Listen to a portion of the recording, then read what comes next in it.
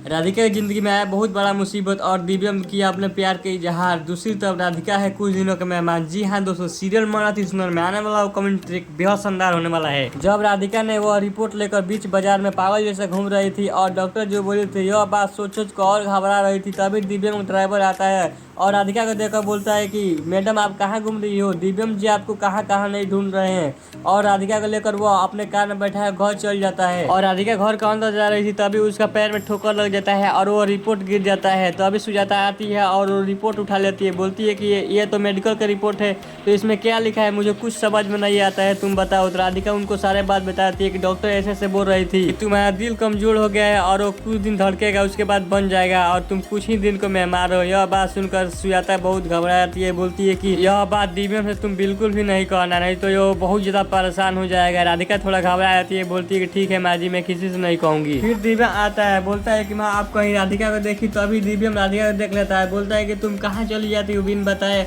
और मुझको बहुत परेशान करती है। राधिका अपने बातों में उलझा देती है और वो बात कुछ भी नहीं बताती है।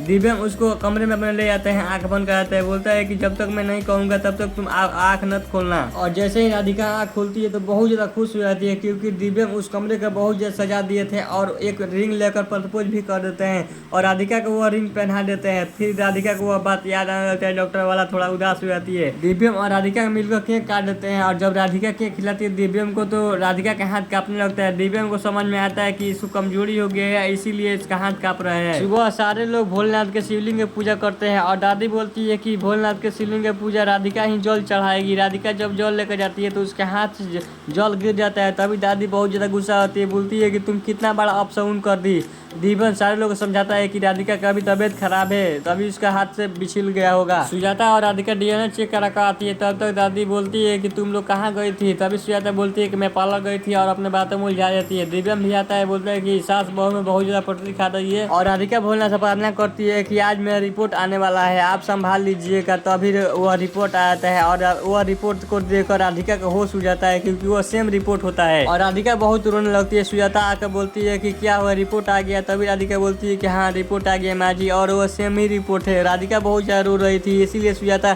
अपने कमरे में लेकर जा रही थी, तभी राधिका का मोबाइल गिर जाता है और दिव्यम उठा लेते हैं वो मोबाइल को। लग रहा था कि अब सारा सच्चाई दिव्यम जान जाएगा और ये राधिका सारा सच्चाई इसे उगील देगी, इसीलिए वो अपना दिमाग लगाती है और बोलती है कि मेरा दिमाग बहुत ज़्यादा कपार दर्द कर रहा है। दिव्यम पूरा घबरा जाता है, बोलता है कि चलिए मैं आपका सर मैं दबा दूँ। तभी सुजाता बोलती है कि नहीं, मैं राधिका को लेकर जाती हूँ, या सर में तेल लगा देगी तो मेरा सर थोड़ा आराम हो जाएगा। और दिव्यम राधिका को मोबाइल दे देते हैं सुजाता और राधिका चल जाते हैं अपने कमरे में और सुजाता वहाँ पर जाकर राधिका को बहुत ज़्यादा समझाती है और बोलती है कि तुम दिव्यम से कुछ भी हो जाए, कुछ तुम न बताना, नहीं तो दिव्यम बहुत ज़्यादा पागल हो जाएगा, तुम्हारे चलते बहुत परेशान हो जाएगा। तो सब लोग क्या लगता है कि ये सुजाता कोई चाल है या सचमुच के कोई बीमारी हो गया है राधिका, तो अपना कमेंट में जरूर बताएं और इसी तरह की वीडियो देखने के लिए हम चैनल सब्सक्राइब कर, लाइक और शेयर कर। मिलते हैं तो जय हिंद।